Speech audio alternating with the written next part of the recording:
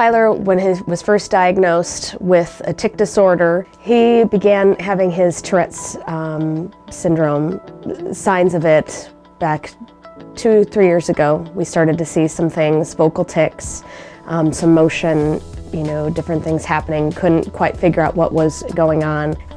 We went to go see your standard neurologist, pediatric neurologist, and basically he was given a tic disorder diagnosis, put him on medication, and we had been going that course of action for about 2 years. We weren't seeing any real improvements. When I work with the children, my goal is to sit down with the parents and find out how the disorder has affected their lives and what their goals are for their family and for their children. Dr. Dayna, when we first met her, took an approach with Tyler that no other doctor had done with us. She sent him through some rigorous testings, very simple testings, that when we would watch Tyler do things, she would explain to us why he was doing the things he was doing.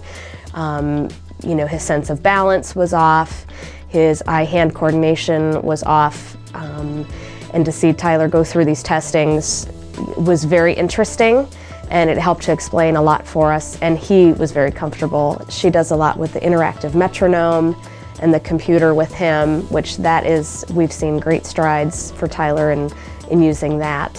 With all that information, truly formulate a program that is specific to the child and what the child's needs are. So we may use anything from different colors of light in order to change the frequency of firing of the brain. We may use different exercises to help integrate balance and coordination and just help the brain communicate better.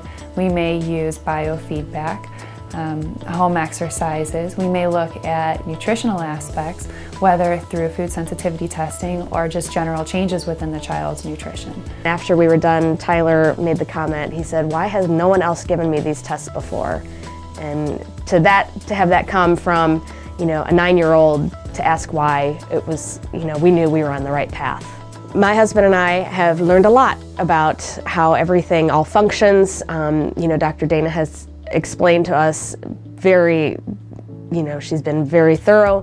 When we began to see Dr. Dayna last March, Tyler couldn't have basically a conversation without bursting into tics, whether physical or, you know, in his verbal skills. And from the first appointment, since we saw Dr. Dayna, she put a calm on him, you know, which it was a big deal, and he has great functioning.